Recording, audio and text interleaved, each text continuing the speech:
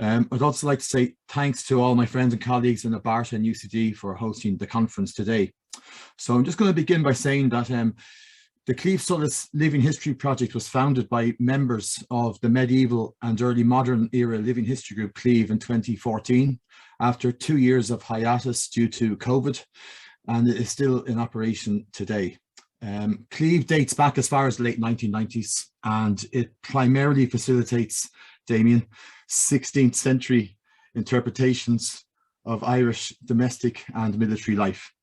And you can go again, Damien, probably the best known of the latter being our work on Galloglass arms, armour and dress, which kind of reached its zenith about 12 years ago, but there you go.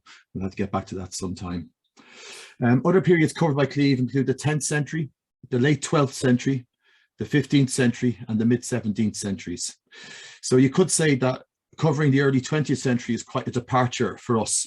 However, we felt we could bring something to the table in terms of our experiences working with traditional materials such as linen, wool and leather, albeit in a medieval context.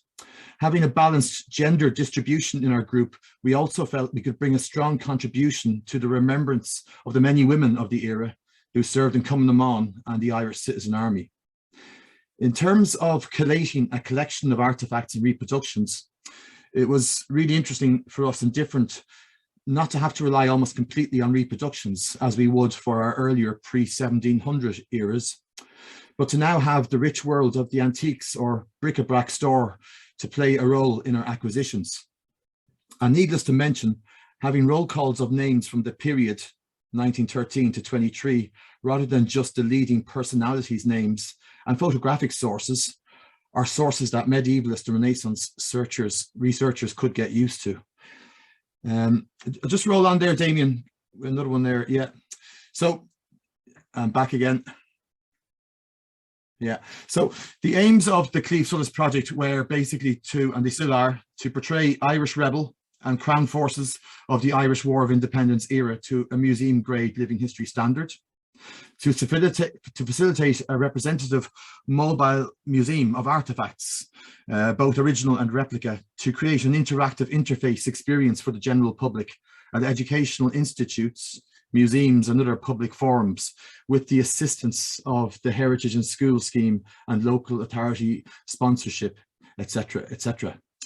Also to provide armoury, wardrobe, props and historical advice services to film and media projects. So some of the clients that we have worked with to date include the GPO Witness History Museums, now just called the GPO Museum, which we worked on with Martello Media back in 2015, I think, just before the big year.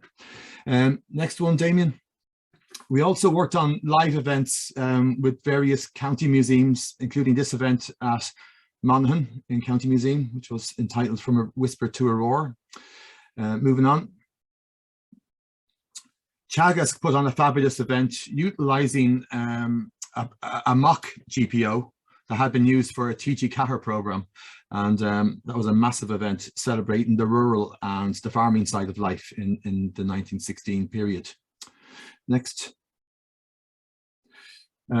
We also worked with the National Museum of Ireland, especially with their education and outreach programme, and that picture is from an event at Collins Barracks. And we also, well, I personally went around to about 50 schools in the 2016 year alone under the auspices of the Heritage and School Scheme. So education was a big part of what we did. Moving on. We also attended commemorative conferences. There we are with our good friend Mary McAuliffe, and that was at the Women of the Irish Revolution Hedge School. That was organised by the History Ireland magazine at Estelle House in 2016. Next up. We also attended commemorative marches, including this one here, which was at Arbour Hill, as you can see, and that was the Lost Leaders March, which took place on Good Friday in 2016. Next up. Some of our old medieval clients agreed to have a change in 2016, you know, and we managed to do a few 1916 events in places you might not expect them. Craggaunowen's main raison d'etre would be from, you know, prehistoric times, you know, from Fulloch to Fias going up as far as tower houses, but that's it. So we stretched it a bit that time. So just move on then again. Oh dear, he turned out the wrong way, didn't he? I guess we'll get that with the odd one, Damien, won't we? So what I plan to do anyway in this short session is that I'm going to do my best to outline a small amount of the research and resulting reconstructions and acquisitions that I have engaged with over the last few years during the national decade of centenaries, focusing on some of the military uniforms and accoutrements that I and the cohort at Claíomh have worked on with various projects. I'm going to concentrate today on the RIC, the British Army, the Irish Volunteers, Cumann and the Irish Citizen Army, time pending. So we'll start off with the RIC, and basically the RIC had a regulation jacket and matching trousers that were in a very dark green colour, and the dark green colour looks more or less black in period photographs, and there's some reason to believe that the dark green dye actually ran out sometime in the second decade of the 20th century, meaning that reserves of black dye had to be used, and perhaps also the use of navy as well to supplement the dark green colour. So there might have been, you know, a little bit of variance in the finish of the uniforms, not readily apparent in photographs. More research needs to be done anon. Moving on there, Damien. King's Crown ciphers were located on the standing collar, and these ciphers were backed with red cloth. The King's Crown, that distinctive shape of the crown, as opposed to the more bulbous Queen's Crown, indicates to us as material culture people that we're looking at 1902 to 1922. So it's early 20th century, and it's perfect for the War of Independence period. For other ranks, there were general, I think I'll just move on to the next slide actually, Damien. Just regarding buttons, one of the most difficult things to replicate with the RIC uniform was the buttons on the uniform. There are no decent substitute buttons on the market today. So we insist in Claíomh, for example, that you must use, if you're representing the RIC, you must use original King's Crown buttons. For other ranks, these buttons were made of moulded hoof horn and dyed black. They had wire brass shanks at the rear. And the moulding process was a complex one, involving the application of moisture, heat and pressure to produce the desired effect. Officer buttons were metal. Moving on. Oh dear, that's a shame. So some of these have gone 90 degrees on the skies, but what can we do, you know? Just to say that over the course of the period, the service cap, which we saw on the first slide there, was replaced by the old high-crowned, sorry, it's the other way around. Over the course of the period, the service cap replaced the old high-crowned helmet.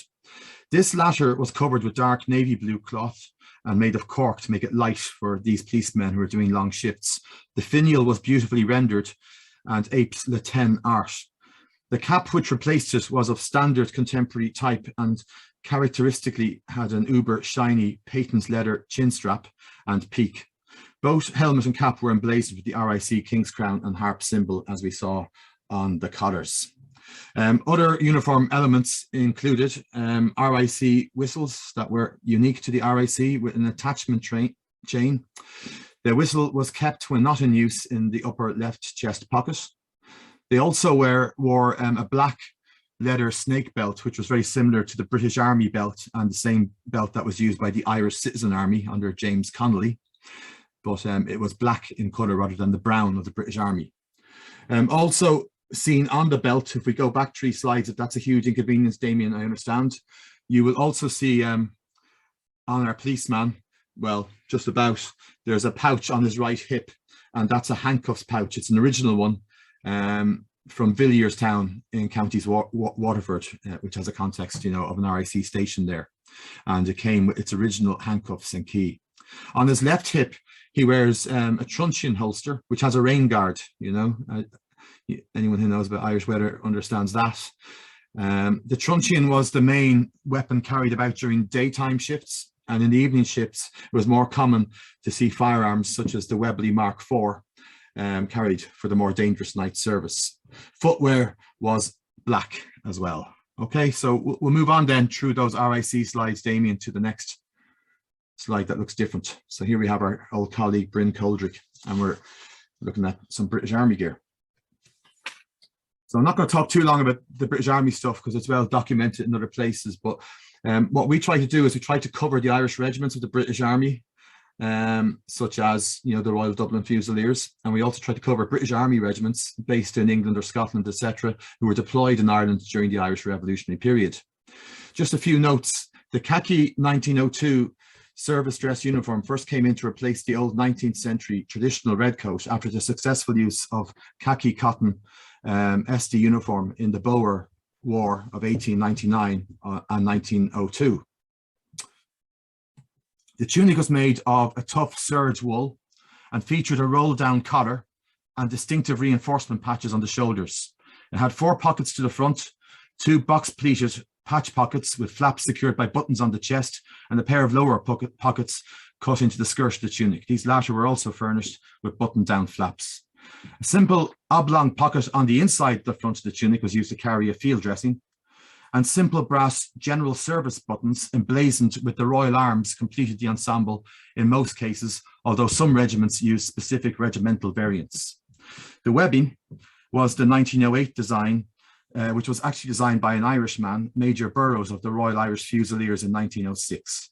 Less cumbersome and more impervious to weathering than leather, it consisted of a belt, cross straps, small haversack, large backpack, canteen carrier, frog for the SMLE bayonet, an E-trenching tool carried in 2 parts, the helve which was strapped to the bayonet and the head in a separate container. And at the front, the all-important cartridge carriers, 10 pouches in all, 5 on each side, held a capacity of 15 each. That is to say, there was 3 stripper clips of 5 rounds in each of the 5 charge pockets on each side, giving a total of 150 rounds. Although the reenactment of World War I is not nearly as popular as World War II, it is a popular pursuit across the globe, and so British uniforms are readily available from various suppliers. Just move on there, Damien. Just have a look and see what's next. That's just a close-up of one of the ammunition pouches, and move on again. And that's a close-up of the cap badge of the Notts and Derby, or the Sherwood Forester Regiment, who sustained large losses at the Battle of Mount Street Bridge. And it's an original badge in this case on a replica hat. And we'll move on again. And that's the shoulder cipher. So you need a pair of those to mount on your epaulets. Move on again. And the Royal Inniskilling Fusiliers, another regiment that we have represented, and the picture of Bryn actually shows him representing Francis Ledwidge, a famous poet of World War I, who was also a Meath man, but also a member of that particular regiment. So we'll move on then to the volunteers. So the volunteers were founded on the 25th of November, 1913. Big crowd, apparently about 7,000 people turned up at the Rotunda rink for the meeting. Many of them, of course, couldn't get into the room itself, so they were outside. So soon afterwards, in 1914, we'll just move on there, Damien. A newly appointed uniform subcommittee of the Irish Volunteers, which included Owen MacNeill and Lawrence Kettle, reported that after much deliberation, a suitable green-grey serge, aka also known as heather green tweed, had been agreed for the Irish volunteer uniform based on a sample sourced in England.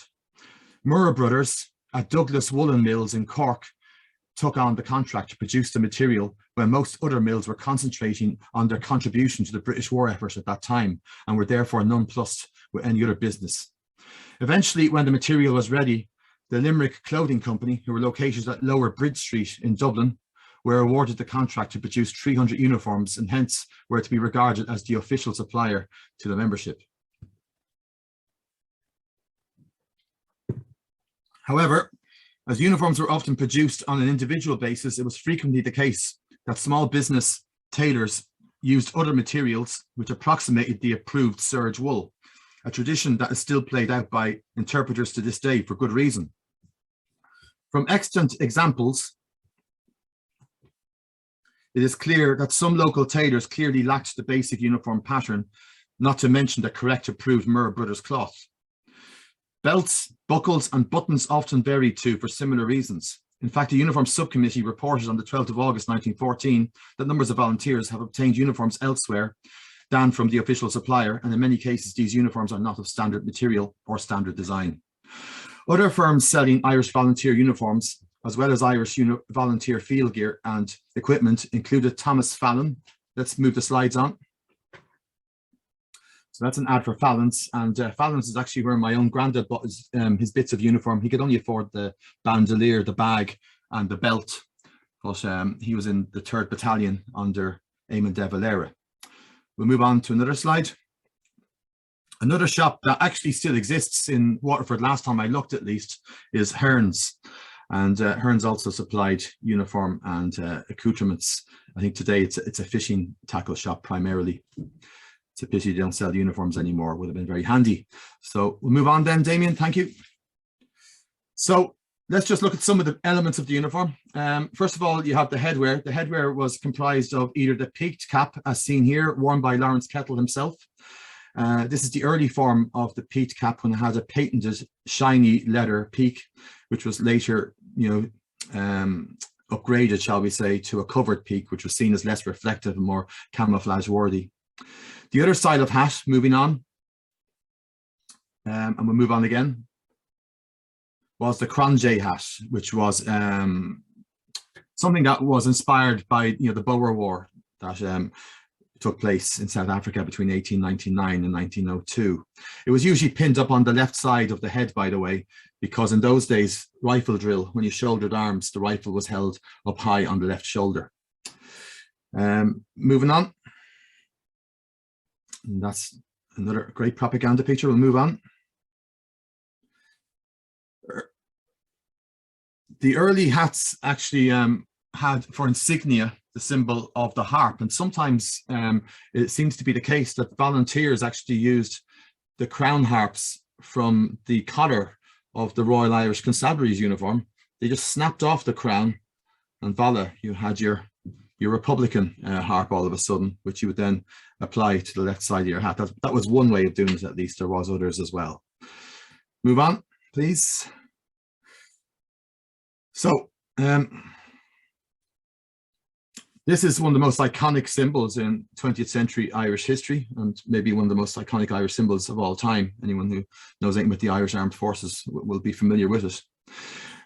It was designed by Owen MacNeill, and it says Drungal Claíomh, which is the Dublin Brigade, and it was used as the cap badge for both types of hat in Dublin, as opposed to the harp badge, which was used mainly outside of Dublin from the early times.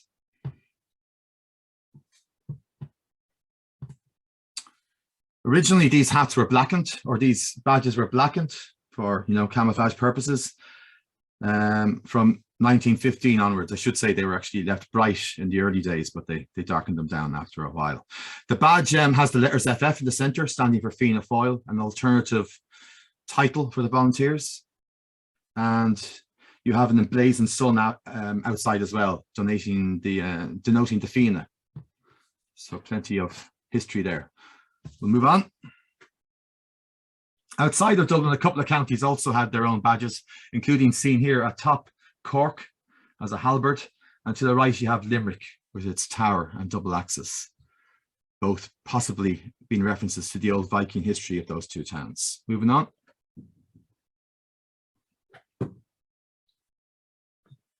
So in tailoring, the tunic was very much a standard style resembling the contemporary British Army service dress tunic with a rolled collar, shoulder reinforcements and 4 outer pockets.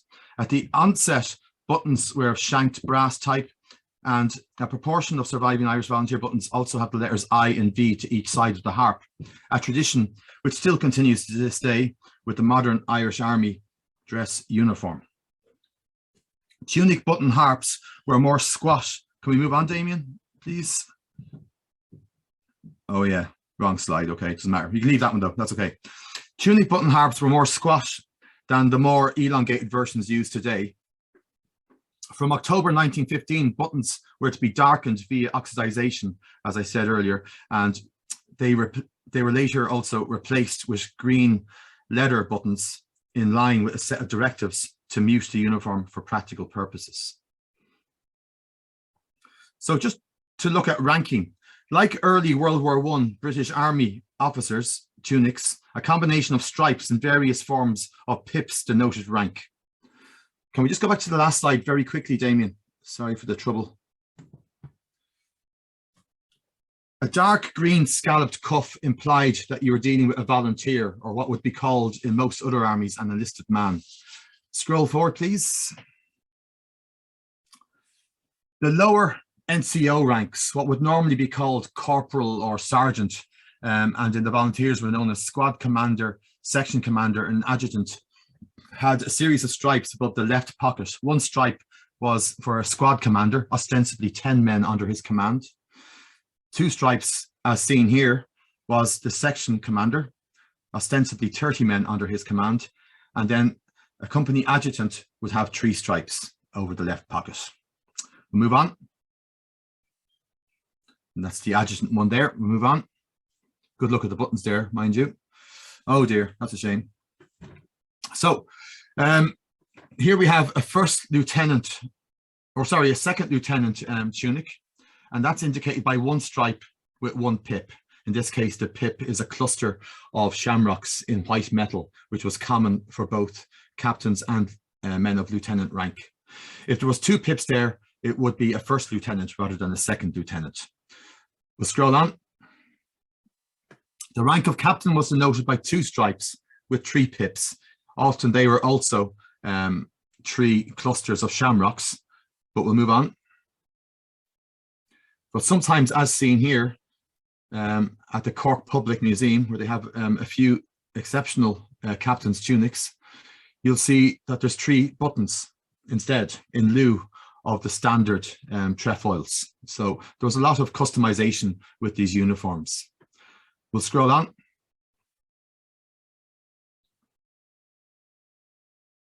This is the rank on the right of commandant. Famous examples including Tomás MacDonagh and Eamon Ceannt. 2 pips and 3 stripes was the denotation for that rank. We'll move on again. Seen to the left here, the figure on the left is representing Patrick Pearse in this picture, and he has 4 stripes. And although you can't see them properly, there is 3 pips altogether, denoting the rank of Commandant General. So that was the highest rank of them all. Only Connolly, although he was Citizen Army, Pearse and Plunkett had that rank in the Easter Rising, for example. We'll move on. Now, one of the most elusive military Irish volunteer insignias in terms of artifacts is the wheeled cross. It's a form of pip that's documented in use on commandant uniforms, but very few have survived. One example that was on temporary display was at the Tipperary County Museum in 2016 and was originally in the possession of 1916 signatory Tomás MacDonagh. Such small items were often given to wives or sweethearts as keepsakes prior to execution. We'll move on.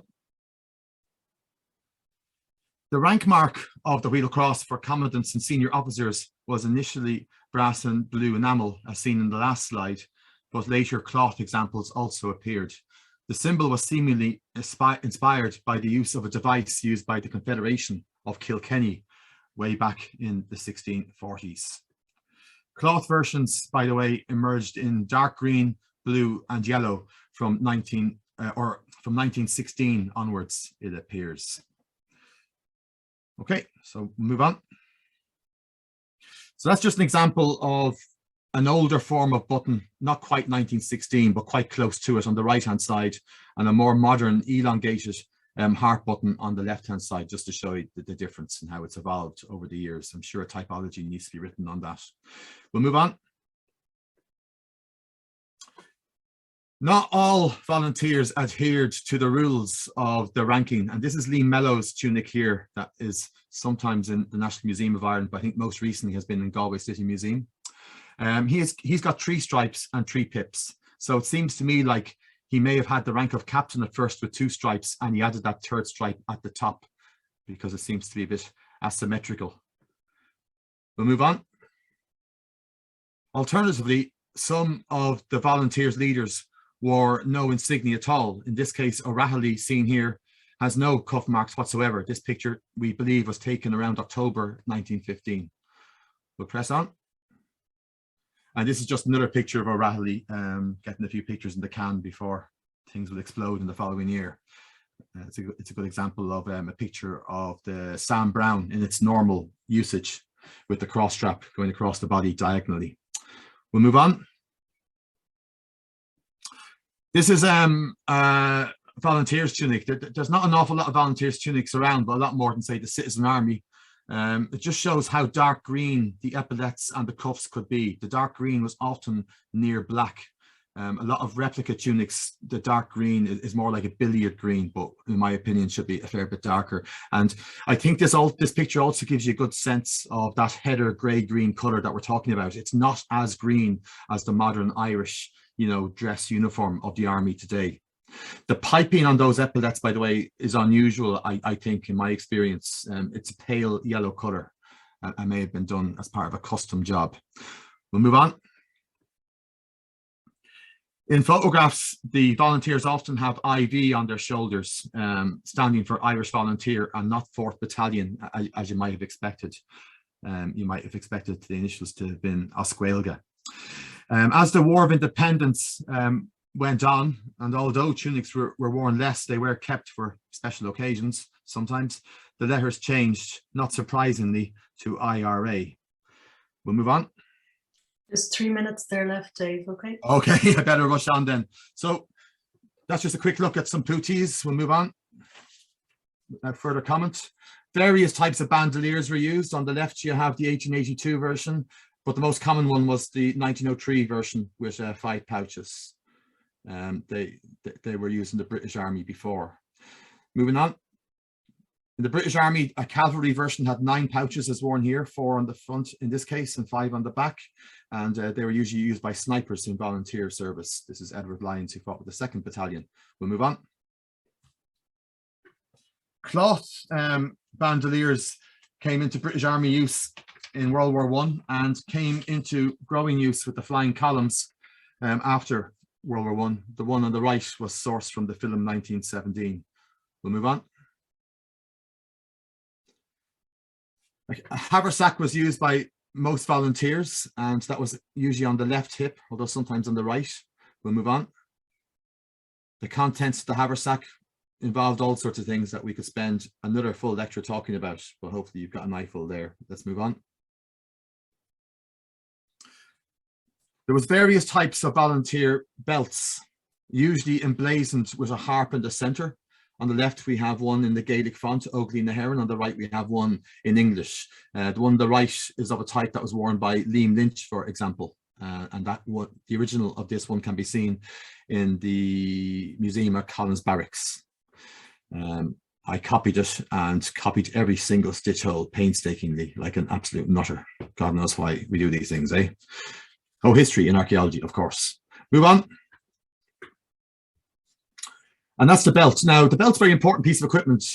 For many of the members of the volunteers, it was their only, like my granddad, was their only insignia, denoting their membership of the group. But it also kept the bag from rotating around the hip, and it was also attached to the bandolier to stop it rotating around the place as well. So it had a practical purpose also. Let's move on. Later on, of course, we saw the flying columns. And the trench coat was the most characteristic thing worn, along with the newsboy or tweed flat cap or brimmer worn on the left side there by Dominic. These coats were often fully or partially lined. They were double or single breasted. They had different types of buttons, horn and wood were used, but also early forms of plastic such as celluloid and bakelite were also used. Celluloid had a disadvantage that it was actually flammable. More about that in another lecture, maybe sometime. Let's move on. That's just a close look at the gaiter. Let's move on. Coming them on. Founded in 1914. The The uniform comprised of a tunic that was open blouse with 4 large pockets to the front. Surviving buttons are of metal shanked football like leather faced type, and they have a characteristic Triskel relief and are either dyed brown or green. A woolen crisp belt with 2 buttons was often used around the waist as well. Now we'll move on. You can see the 2 buttoned crisp belt there. We'll move on. That's Rose McNamara.